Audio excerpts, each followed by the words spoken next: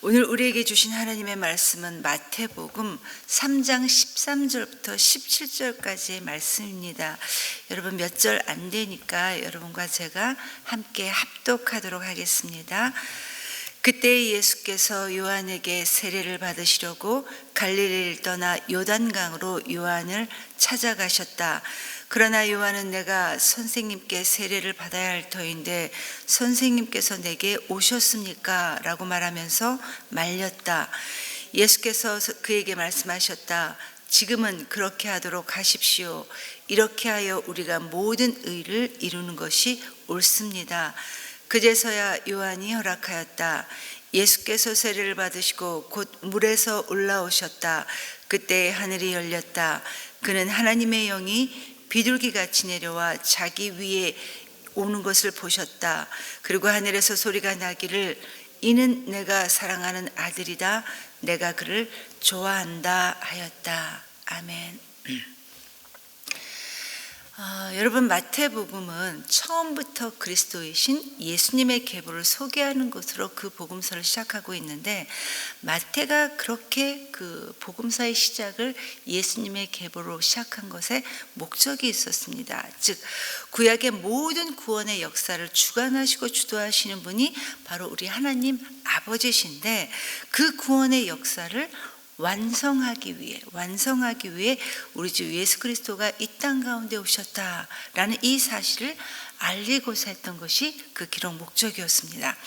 그렇게 하나님의 구원의 역사를 완성하기 위해 이 땅 가운데 오신 예수님께서 그 공생애를 시작하기 위한 마지막 절차가 바로 오늘 본문의 이 세례 내용이라는 것입니다. 하나님이신 예수님께서 사람인 세례 요한으로부터 세례를 받으시는 이 이야기가 공생애를 시작하시기 위한 마지막 절차이다라는 겁니다. 그리고 예수님은 세례를 받으시고 그리고 광야에서 시험을 거치신 후에 비로소 그리스도의 공적인 공생애를 시작하시게 됩니다. 그래서 오늘 말씀의 제목이 바로 하나님 아들의 위임식이다 이렇게 정해졌습니다. 여러분 예수님이 세례 요한으로부터 세례를 받으신 이 사건은 사복음서 즉 네 권의 복음서에 다 나와 있는 내용입니다.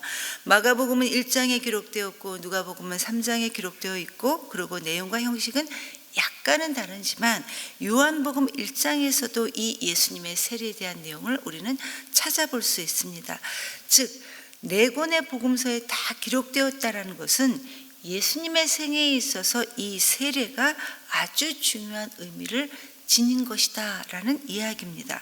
그런데 여러분 오늘 우리가 살펴보는 이 마태복음에서의 세례의 내용은 같은 공간 복음서인 마가복음과 또 누가복음과의 내용과는 약간의 차이가 있습니다. 마가복음과 누가복음은 그냥 예수님께서 요한으로부터 세례를 받았다라는 이 사실만 전하고 있는데 그런데 오늘 이 마태복음은 여기에 다른 이야기를 보충하고 있습니다. 첨언하고 있습니다. 예수님께서 세례를 받기 전에 예수님이 세례 요한과 대화를 내는 장면이 바로 이겁니다. 14절에 보면 요한이 먼저 예수님께 나아가서 아니 선생님 어쩐 일이십니까? 제가 선생님께 세례를 받아야 되는데 어떻게 선생님께서 이렇게 제게 나오셨습니까? 라고 요한이 묻습니다. 당치 않다는 이야기입니다. 여러분 4개의 복음서 중에서 가장 먼저 기록된 복음서가 바로 마가복음이죠.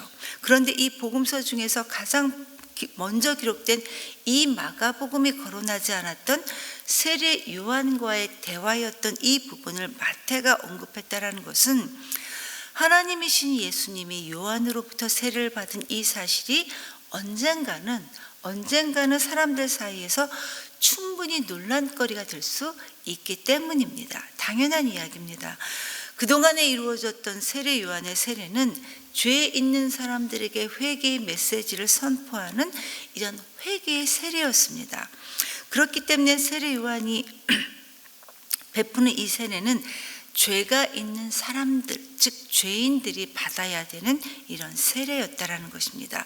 그런데 아무 죄도 없는 원죄조차도 없으신 하나님이신 예수님께서 사람인 요한에게로부터 세례를 받겠다고 하시니 말도 안 된다는 거였습니다. 세례 요한도 그것을 알고 예수님이 자기에게 세례를 받으러 오시는 것을 극구 사양했던 겁니다. 그런데 예수님께서 세례 요한에게 뭐라고 대답을 하십니까? 15절입니다.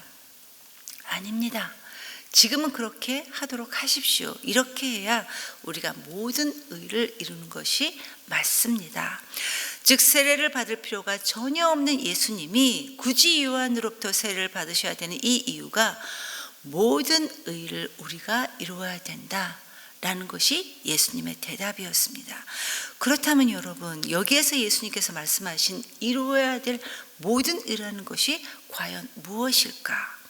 당연히 여러분, 하나님의 뜻입니다. 하나님만이 행할 수 있는 그분의 뜻이 바로 여기에서 말하고 있는 이루셔야 될 모든 의라는 것인데, 이 이루셔야 될 하나님의 뜻은 하나님께서 우리를 구원하시고자 하는 구원 사역이라는 것입니다. 여러분, 의는 구원이라는 말과 똑같은 말입니다. 그렇기 때문에 예수님께서 세례 요한으로부터 세례를 받으셔야 되는 이 사건은 우리 인류 구원에 반드시 필요하다라는 것입니다. 결국 요한의 만류에도 불구하고 이루어지는 이 예수님의 세례는 하나님께서 이루시고자 하는 의로운 의, 즉 하나님의 뜻이고, 그리고 이것을 통해 예수님은 하나님의 나라를 받아들이고자 회개하는 사람들과 이제 내가 너희와 하나다라는 이 사실을 분명하게 드러내고 있다는 것입니다. 예수님께서 세례 요한으로부터 세례를 받으심으로 하나님의 뜻인 그 구원 사역을 이루기 위해 예수님은 당신 자신을 스스로 죄인의 몸으로 낮추셨다는 것이 세례의 의미라는 거예요. 그래서 이렇게 함으로 하나님의 의를 이루셨다는 것이 바로 하나님 예수님께서 세례를 받으신 의미이라는 것입니다. 그리고 이제 마태복음의 저자 마태는 이런 예수님과 세례 요한과의 대화를 전한 뒤에 본격적으로 그렇다면 우리 예수님은 세례를 받으신 우리 예수님은 어떠한 분이신가, 이것을 말씀하고 있습니다. 여러분, 예수님께서 세례 요한으로부터 세례를 받으실 때 아마 그 주위에 많은 사람들이 있었을 것입니다. 그리고 예수님은 다른 사람들과 똑같은 방법으로 물속에 들어갔다 나오는 세례를 받으셨습니다. 물세례를 받으신 겁니다. 그런데 그 순간에 몇 가지 놀라운 그리고 특이한 현상이 나타나는데, 하늘이 열리고 하나님의 성령이 비둘기같이 예수님의 위에 임함과 동시에 하늘로부터 소리가 났다는 것입니다. 여러분, 우리가 알고 있는 하늘은 마치 극장문처럼 활짝 열리거나 닫히거나 하는 그런 세계가 아닙니다. 우주 전체가 하늘이라는 거예요.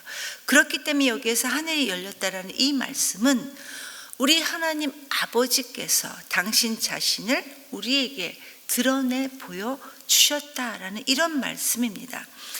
우리 죄 많은 인간이 이제는 하나님과 교통하는 문이 열리고 은혜의 문이 열리고 또 축복의 문이 열리는 이런 하나님의 나라가 임했음을 우리 모두에게 보여주었다라는 것입니다.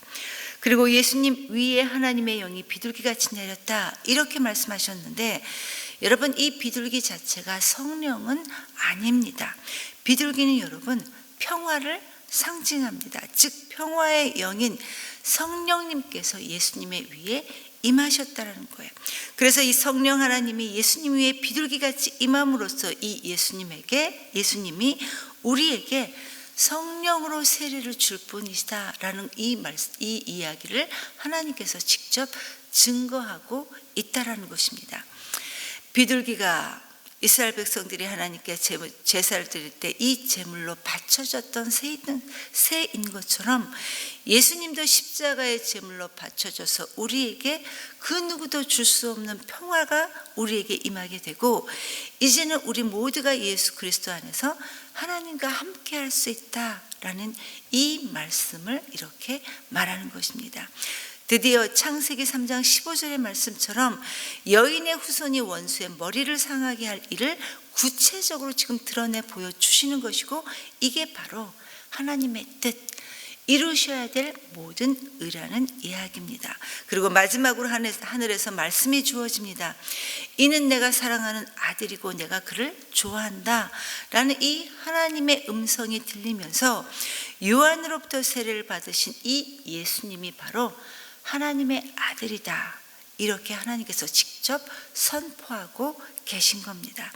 여러분, 예수님이 하나님의 아들이다 라는 이 말씀은 예수님이 곧 하나님이시다 라는 이 뜻입니다. 그렇기 때문에 이 예수님을 통해 하나님 아버지의 권능이 예수님을 통해 드러난 겁니다. 복음서에 나와 있는 그 수많은, 예수님의 그 수많은 기적과 이사들에 대한 기록들은 이런 하나님의 권능을 나타낸 것이고, 예수님을 통해 하나님의 사랑이 우리 가운데 실현되었다라는 이야기입니다. 여러분, 구약에서 하나님께 선택된 사람들은 그 제사장으로부터 기름 부음을 받고 그 직분을 시작했습니다. 이런 점에서 하나님이신 예수님께서 요한에게 물 세례를 받으신 것은 그리스도로서의 기름 부음 받으심으로 하나님께서 직접 증거하시는, 직접 선포하시는 하나님 아들의 위임식이 될 수 있다라는 이야기입니다. 여러분, 우리가 세례를 받는 것 역시 교회 공동체 앞에서 예수님을 내 인생의 구주여 주님입니다, 이렇게 고백함으로 하나님의 자녀가 되는 것이고, 또 거룩한 성도고 왕같은 제사장으로서의 위임을 받는 그런 위임식이 될 수 있습니다. 성도 여러분, 마태복음 기자는 예수님이 하나님 아들 되심을 공식적으로 이렇게 선포했고, 이제 예수님께서는 본격적으로 당신이 걸어가야 될 그 길, 공생애를 시작하실 것입니다. 그러나 여러분, 그렇게 하기 위해서는 거쳐야 될 하나의 과정이 남아있는데, 다음 본문인 바로 광야에서 시험을 받으시는 사건입니다. 저와 여러분, 우리 모두도 역시 여러분 물 세례와 성령 세례를 받은 하나님의 자녀들입니다. 설령 우리 삶에 있어서 수많은 광야와 같은 이런 힘든 시간들이 우리에게 있다 하더라도 우리는 예수님을 따르도록 부름받고 그분과 함께 이 땅에 우리의 삶을 통해 하나님의 나라를 이루는 일꾼으로 부름받은 사명을 받은 사람들이라는 것입니다. 저와 여러분이 이 사명을 잊지 않고 오늘도 꿋꿋하게 이 길을 걸어갈 수 있기를 간절히 기도합니다. 이 시간 말씀을 기억하면서 함께 하나님께 기도하기 원합니다. 주님, 우리를 왕같은 제사장으로 불러주셔서 하나님 감사합니다. 하나님, 우리에게 믿음을 주셔서 거룩한 성도로 이 세상을 살아갈 수 있도록 하나님 우리를 인도하여 주시옵소서. 이렇게 기도하시고, 오늘은 내일 있을 목장연합 예배를 위해 기도하는 날입니다. 하나님, 2024년도 새해 첫 주 드리는 예배인데 언제나 그러했듯이 주님께 전심을 다해 하나님 예배 드릴 수 있는 예배자가 될 수 있도록 도와주시옵소서.